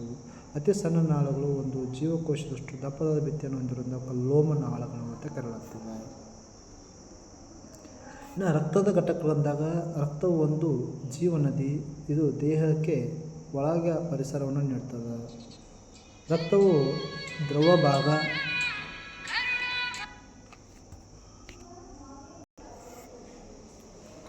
ಇನ್ನು ರಕ್ತದ ಘಟಕಗಳಿಂದಾಗ ಪ್ಲಾಸ್ಮಾ ರಕ್ತದ ಕಣಗಳು ನೋಡಿರಿ. ಕೆಂಪು ರಕ್ತ ಕಣಗಳು, ಬಿಳಿ ರಕ್ತ ಕಣಗಳು ಮತ್ತು ಕಿರುತಟ್ಟೆಗಳು ಅಂತ 3 ರೀತಿಯಾಗಿ ರಕ್ತದ ಕಣಗಳನ್ನು ಮಾಡಲಾಗ್ತದೆ.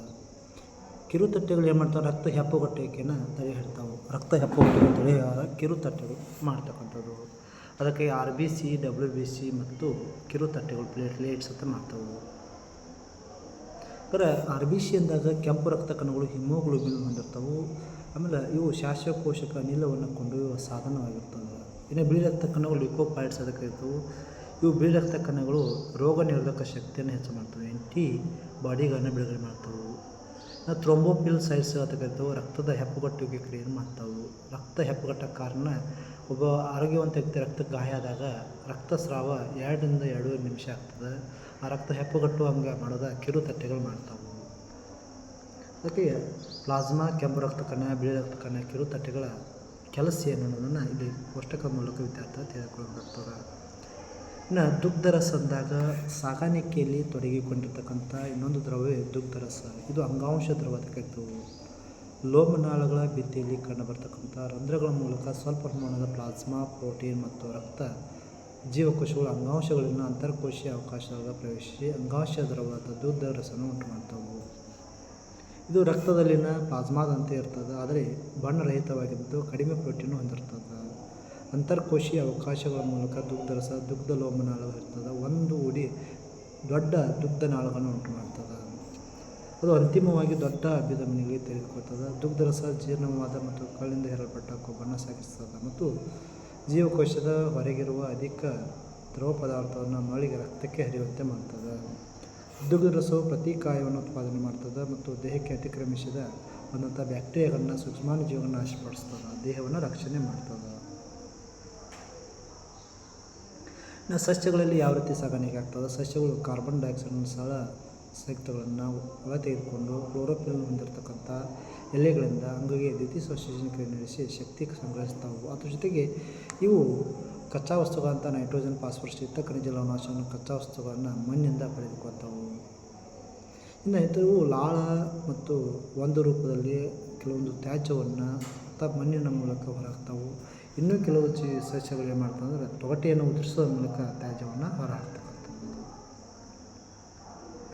ಸಸ್ಯಗಳಲ್ಲಿ ಸಾಗಾಣಿಕೆ ಹೊಂದಾಗ ಸಸ್ಯಗಳು ಜೈಲಮ್ ಮತ್ತು ಫ್ಲೋಯಮ್ ಅಂಗಾಂಶಗಳ ಮೂಲಕ ಏನು ಮಾಡ್ತಾವೆ? ವಸ್ತುಗಳನ್ನು ಸಾಗಾಣಿಕೆ ಮಾಡ್ತಾವೆ.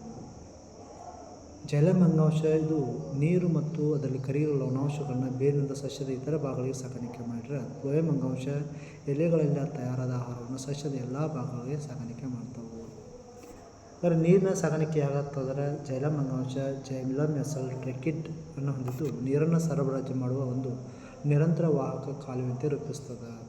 ಅಂದರೆ ಜೈಲಮ್ ನಳಿಕೆಯ ಮೂಲಕ ಸಸ್ಯದ ಬೇರುಗಳಿಂದ ನೀರು ಖನಿಜ ಲವಣಾಂಶಗಳು ಟ್ರೆಕಿಡ್ಗಳು ಏನು ಮಾಡ್ತಾವೆ? ಸಾಗಾಣಿಕೆ ಮಾಡೋಕ್ಕೆ ಸಹಾಯವನ್ನು ಮಾಡ್ತಾವೆ.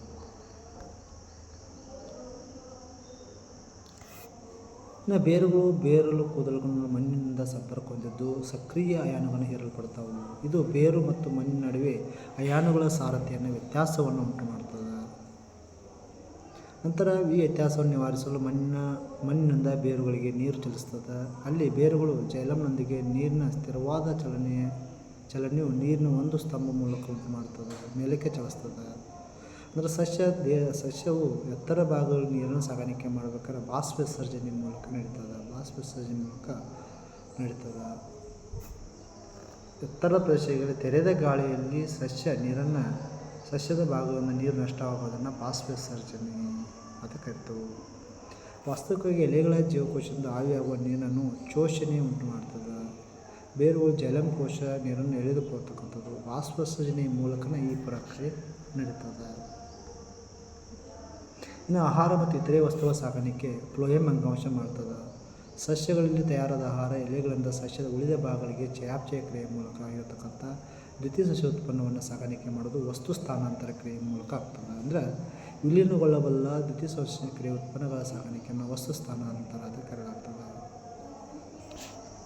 ಆ ವಸ್ತು ಸ್ಥಾನಾಂತರ ಅಂದಾಗ ದ್ವಿತೀಯ ಸಸ್ಯ ಉತ್ಪನ್ನಗಳ ಜೊತೆಗೆ ಅಮೈನೋ ಆಮ್ಲಗಳು ಇತರ ವಸ್ತುಗಳು ಸಹ ಫ್ಲೋಯಮ್ ಅಂಗಾಂಶ ಸಾಗಾಣಿಕೆಯಲ್ಲಿ ಮಾಡ್ತದೆ. ಅಂದರೆ ಈ ರೀತಿ ಸಸ್ಯ ಎಲೆಗಳಲ್ಲಿ ತಯಾರಾದ ಆಹಾರ ವಸ್ತು ಸ್ಥಾನಾಂತರ ಕ್ರಿಯೆ ಮೂಲಕ ಸಸ್ಯದ ಎಲ್ಲ ಭಾಗಗಳಿಗೆ ಸಾಗಾಣಿಕೆ ಆಗ್ತಕ್ಕಂಥದ್ದು. ಅದು ಅಭಿಸರಣ ಒತ್ತಡದ ಮೂಲಕ ಆಗ್ತದೆ. ಅಂದರೆ ATP ಅಂತ ಶಕ್ತಿ ಬಳಸಿಕೊಂಡು ಸುಕ್ರೋಜ್ ವಸ್ತುವನ್ನು ಫ್ಲೋಯಮ್ ಅಂಗಾಂಶ ವರ್ಗಾವಣೆ ಮಾಡ್ತದೆ. ಇದು ಅಂಗಾಂಶದ ಅಭಿಸರಣ ಒತ್ತಡವನ್ನು ಹೆಚ್ಚಿಸಿ ನೀರು ಅದರೊಳಗೆ ಪ್ರವೇಶಿಸಲು ಕಾರಣವಾಗ್ತದೆ. ಇನ್ನು ಅಭ್ಯಾಸದ ಮಧ್ಯದಲ್ಲಿರ್ತಕ್ಕಂಥ ಪಠ್ಯದ ಪ್ರಶ್ನೋತ್ತರಗಳು.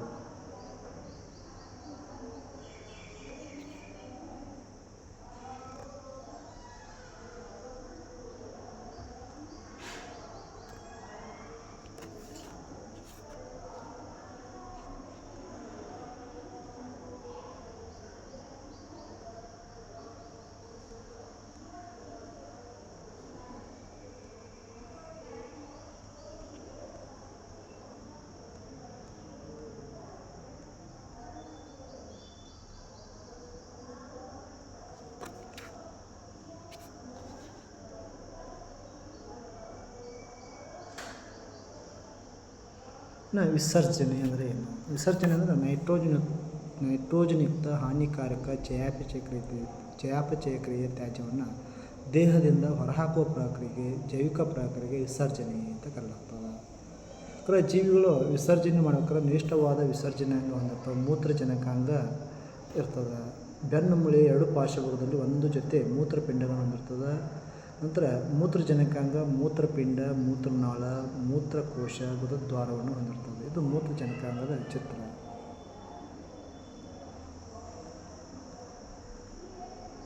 ಇನ್ನು ಮಾನವನ ವಿಸರ್ಜನಾಂಗವು ಒಂದು ಜೊತೆಯ ಮೂತ್ರಜನಕಾಂಗವನ್ನು ಹೊಂದಿರ್ತದೆ. ಆಮೇಲೆ ಮೂತ್ರಜನಕಾಂಗ ಉದರ ಅವಕಾಶದಲ್ಲಿ ಬೆನ್ನು ಮೂಳೆ ಎರಡೂ ಬದಿಯಲ್ಲಿ ಒಂದೊಂದು ನೆಲೆಗೂಡಿರ್ತಾವೆ. ಮೂತ್ರಜನಕಾಂಗ ಹೊಳೆ ಬೀಜದ ಆಕಾರದಲ್ಲಿ ಸುಮಾರು 12 ಸೆಂಟಿಮೀಟರ್ ಉದ್ದ, 6 ಸೆಂಟಿಮೀಟರ್ ಅಗಲ, 3 ಸೆಂಟಿಮೀಟರ್ ಮಂದವಾಗಿ ಕಡು ಕಂದು ಬಣ್ಣವನ್ನು ಹೊಂದಿರ್ತದೆ. ಇನ್ನು ಮೂತ್ರಜನಕಾಂಗದ ಒಳರಚನೆ ನೋಡಿದಾಗ ತೊಗಟೆ ಮತ್ತು ಮೆಡಿಲ್ಲ ಎಂಬ ಎರಡು ಭಾಗವನ್ನು ಹೊಂದಿರತಕ್ಕಂಥದ್ದು. ಅಂದರೆ ಮೂತ್ರಜನಕಾಂಗದ ರಚನಾತ್ಮಕ ಮತ್ತು ಕಾರ್ಯಾತ್ಮಕ ಘಟಕವನ್ನು ನೆಫ್ರಾನ್ ಅಂತ ಕರೆಯಲಾಗ್ತದೆ. ನೆಫ್ರಾನ್ ಅದಕ್ಕೆ ನೆಫ್ರಾನ್ ಏನು ಮಾಡ್ತದೆ, ಮೂತ್ರವನ್ನು ತಯಾರು ಮಾಡ್ತದೆ. ಹಾನಿಕಾರಕ ಚಯಾಪಚಯ ತ್ಯಾಜ್ಯವನ್ನು ಹೊರಹಾಕುವ ಕ್ರಿಯೆಯನ್ನು ಯಾವುದು ಮಾಡ್ತದೆ, ಮೂತ್ರಜನಕಾಂಗ ನೆಫ್ರಾನ್ ಮಾಡ್ತದೆ. ಅಂದರೆ ನೆಫ್ರಾನ್ನ ರಚನೆ ನೋಡೋಣ. ನೆಫ್ರಾನ್ ಪ್ರಮುಖವಾಗಿ ನೆಫ್ರಾನ್ನ ತುದಿಭಾಗದಲ್ಲಿ ಬಟ್ಟಲಿನ ಆಕಾರದ ರಚನೆ ಇರ್ತದೆ. ಅದಕ್ಕೆ ಗ್ಲಾಮ್ರುಲಸ್ ಅಂತ ಕರೆಯಲಾಗ್ತದೆ. ಬಟ್ಟಲಿನ ಎರಡು ಪದರಗಳನ್ನು ಹೊಂದಿರತಕ್ಕಂಥ ಬಟ್ಟಲಿನ ಆಕಾರದ ರಚನೆಯನ್ನು ಗ್ಲಾಮ್ರುಲಸ್ ಅಂತ ಕರೆಯಲಾಗ್ತದೆ. ಆ ಗ್ಲಾಮ್ರುಲಸ್ ಟೆನೆಲ್ ನಳಿಕೆಯಿಂದ ಮುಂದುವರ್ತದೆ. ನಂತರ ಅದು 3 ನಳಿಕಾ ವ್ಯವಸ್ಥೆಯನ್ನು ಹೊಂದಿರ್ತದೆ. ನಿಕ್ಕಟ್ಟು ನಳಿಕೆ ನಾಳ, ಹೆಂಡೆಯ ಕುಣಿಕೆ, ದೂರದ ನಳಿಕೆ ನಾಳ ಮತ್ತು ಸಂಗ್ರಹ ನಾಳವನ್ನು ಹೊಂದಿರ್ತದೆ. ಜೊತೆ ರಕ್ತನಾಳಗಳ ಜಾಲನ್ನು ಸಹ ಇದಕ್ಕೆ ಸಂಪರ್ಕ ಇರ್ತಕ್ಕಂಥದ್ದು. ಇನ್ನು ನೆಫ್ರಾನ್ ಅಂದಾಗ ಇದು ಮೂತ್ರಜನಕಾಂಗದ ರಚನಾತ್ಮಕ ಮತ್ತು ಕಾರ್ಯಾತ್ಮಕ ಘಟಕವಾಗಿರ್ತದೆ. ಅಸಂಖ್ಯಾತ ನೆಫ್ರಾನ್ಗಳು ನಮ್ಮಲ್ಲಿ ಇರ್ತಕ್ಕಂಥದ್ದು. ಇದು 3 ನಳಿಕಾವಸ್ಥೆ ಇರ್ತದೆ. ನಿಕ್ಕಟ್ಟು ನಳಿಕೆ ನಾಳ ಅಂತ ಕರೆಯಲಾಗ್ತದೆ. ಆಮೇಲೆ ದೂರ ನಳಿಕೆ ನಾಳ, ಹೆಂಡೆಯ ಕುಣಿಕೆ. ಹಂಗಾರೆ ಮೂತ್ರ ಉತ್ಪಾದನೆ ಆಗೋದು 3 ಹಂತಗಳ ಮೂಲಕ ಮೂತ್ರ ಉತ್ಪಾದನೆ ಆಗ್ತದೆ. ಒಂದು ಗ್ಲಾಮ್ರುಲಸ್ ಸೋಸುವಿಕೆ, 2 ವ್ಯತ್ಯಸ್ತ ಮರುಗುವಿಕೆ, 3 ನಳಿಕಾ ಸ್ರವಿಕೆ. ಮಾನವನಲ್ಲಿ ನೈಟ್ರೋಜನ್ ತ್ಯಾಜ್ಯ ಮುಖ್ಯವಾಗಿ ಯೂರಿಯಾ ರೂಪದಲ್ಲಿರ್ತದೆ. ರಕ್ತವು ನೈಟ್ರೋಜನ್ ತ್ಯಾಜ್ಯವನ್ನು ಮತ್ತು ಇತರೆ ಅನುಪಯುಕ್ತ ವಸ್ತುಗಳನ್ನು ಅಂಗಾಂಶದಿಂದ ಸಂಗ್ರಹಿಸಿ ಗ್ಲಾಮ್ರುಲಸ್ ಮೂಲಕ ಪ್ರವೇಶ ಆಗ್ತದೆ. ಈ ತ್ಯಾಜ್ಯಗಳು ಗ್ಲಾಮ್ರುಲಸ್ನಿಂದ ನಿಕ್ಕಟ್ಟು ನಳಿಕೆ ನಾಳಕ್ಕೆ ಬಂದಾಗ ಆ ಸೋಸುವಿಕೆಯನ್ನು ಗ್ಲಾಮ್ರುಲಸ್ ಸೋಸುವಿಕೆ. ಇದು ಅವಶ್ಯಕ ಅನವಶ್ಯಕ ಎರಡು ವಸ್ತುಗಳನ್ನು ಸೋಸುವುದರಿಂದ ಇದನ್ನು ಆಯ್ಕೆರಹಿತ ಸೋಸುವಿಕೆ ಅಂತ ಕರೆಯಲಾಗ್ತದೆ. ನಂತರ ಶೋಧಿತ ದ್ರವದಲ್ಲಿರುವ ನಿಕ್ಕಟ್ಟು ನಳಿಕೆ ನಾಳಕ್ಕೆ ಮೂಲಕ ಚಲಿಸಿ ಪ್ರಾರಂಭಿಸ್ತದೆ. ಅದು ಚಲಿಸುವಾಗ ಶೋಧಿತ ದ್ರವದಲ್ಲಿ ಉಪಯುಕ್ತ ವಸ್ತುಗಳು ರಕ್ತಕ್ಕೆ ಹೀರಲ್ಪಡ್ತವೆ. ಇದನ್ನು ವ್ಯತ್ಯಸ್ತ ಮರುಹುವಿಕೆ ಅಂತ ಕರೀತವೆ. ನಂತರ ಶೋಧಿತ ದ್ರವದಲ್ಲಿರುವ ದೂರ ನಳಿಕೆ ನಾಳದಿಂದ ಹರಿಯುವಾಗ ಕೆಲವು ಲವಣಾಂಶಗಳು ಅದಕ್ಕೆ ಸೇರ್ಪಡೆ ಆಗ್ತದೆ. ಅದಕ್ಕೆ ನಳಿಕಾ ಸ್ರವಿಕೆ ಅಂತ ಕರೆಯಲಾಗ್ತದೆ. ಹೀಗೆ ಶೋಧಿತ ದ್ರವವು ಯೂರಿಯಾ ಅಥವಾ ತ್ಯಾಜ್ಯಗಳನ್ನು ಸಂಗ್ರಹನಾಳಕ್ಕೆ ಹೊರದೂಡ್ತದೆ. ನಂತರ ಸಂಗ್ರಹನಾಳ ಮೂತ್ರಕೋಶವನ್ನು ತಾತ್ಕಾಲಿಕವಾಗಿ ಸಂಗ್ರಹಿಸಿ ಅದನ್ನು ಮೂತ್ರ ಅಂತ ಕರೆಯಲಾಗ್ತದೆ. ಮೂತ್ರಕೋಶವು ಸುಮಾರು 450 ml ಮೂತ್ರವನ್ನು ಧಾರಣೆ ಮಾಡಿಕೊಳ್ತದೆ. ಒಬ್ಬ ಆರೋಗ್ಯವಂತ ವ್ಯಕ್ತಿ ದಿನಕ್ಕೆ 1000 ರಿಂದ 1500 ml ಮೂತ್ರವನ್ನು ವಿಸರ್ಜನೆ ಮಾಡ್ತಕ್ಕಂಥದ್ದು. ಒಂದು ವೇಳೆ ರಕ್ತದಲ್ಲಿ ಹೆಚ್ಚು ನೀರಿದ್ದಾಗ ಮೂತ್ರಜನಕಾಂಗ ಹೆಚ್ಚು ನೀರನ್ನು ವಿಸರ್ಜನೆ ಮಾಡಿ ಮೂತ್ರವನ್ನು ಸಾರಯುಕ್ತಗೊಳಿಸ್ತದೆ. ಒಮ್ಮೆ ಕಡಿಮೆ ಇದ್ದಾಗ ನೀರನ್ನು ಹೀರಿಕೊಂಡು ಸಾರಯುಕ್ತ ಮಾಡ್ತದೆ. ಅಂದರೆ ಮಾನವನ ಶ್ವಾಸಕೋಶ, ಪಿತ್ತಜನಕಾಂಗ, ಚರ್ಮ ಈ 3 ಅಂಗದ ಮೂಲಕ ವಿಸರ್ಜನೆ ಆಗ್ತದೆ. ಶ್ವಾಸಕೋಶ ಏನು ಮಾಡ್ತದೆ, ಕಾರ್ಬನ್ ಡೈಆಕ್ಸೈಡನ್ನು ಮತ್ತು ನೀರನ್ನು ರಕ್ತದ ಮೂಲಕ ಹೊರಹಾಕಿದ್ರೆ, ಚರ್ಮ ಬೆವರಿನ ಮೂಲಕ ಲವಣ, ಯೂರಿಕ್ ಆಮ್ಲ, ಲ್ಯಾಕ್ಟಿಕ್ ಆಮ್ಲ ಅಂತ ಆಗ್ತದೆ. ಏನೇನು ಪಿತ್ತಜನಕಾಂಗನೂ ಹೊರಹಾಕ್ತದೆ. ಅದೇ ರೀತಿ ಮೂತ್ರಜನಕಾಂಗನೂ ಹೊರಹಾಕ್ತದೆ. ಮೂತ್ರಜನಕಾಂಗದ ಪ್ರಮುಖ ಕಾರ್ಯಗಳನ್ನು ಇಲ್ಲಿ ನೋಡಬಹುದು.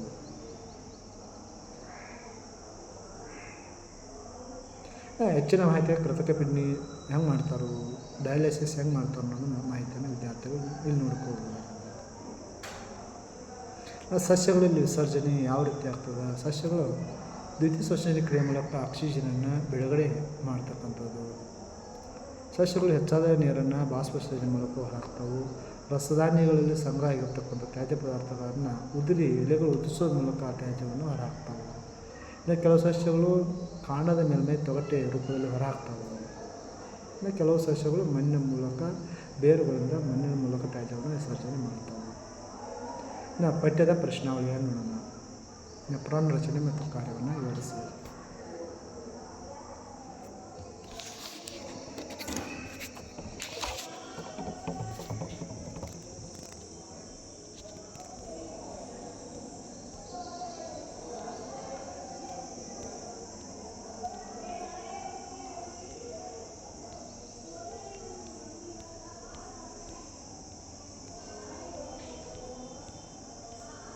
ಅಭ್ಯಾಸದಲ್ಲಿರ್ತಕ್ಕಂಥ ಪ್ರಶ್ನಾವಳಿಗಳ ಸರಿ ಉತ್ತರ ನೋಡೋಣ. ಅಭ್ಯಾಸದ ಪ್ರಶ್ನೋತ್ತರಗಳು. ಮನುಷ್ಯರಲ್ಲಿ ಮೂತ್ರಪಿಂಡದ ಪ್ರಮುಖ ಕಾರ್ಯ ವಿಸರ್ಜನೆ. ಸಸ್ಯಗಳಲ್ಲಿ ಜೈಲಮ್ನ ಹೊಂದಾಣಿಕೆ, ನೀರಿನ ಸಾಗಾಣಿಕೆ. ಸ್ವಪೋಷಕ ಪೋಷಣಾ ವಿಧಾನದ ಅವಶ್ಯಕತೆ ಅಂದರೆ ಮೇಲಿನ ಎಲ್ಲವೂ ಆಗ್ತವೆ. ಹಿಂಗೆ ಸರಿ ಉತ್ತರಗಳನ್ನು ಇಲ್ಲಿ ಕೊಡ್ತಕ್ಕಂಥವು.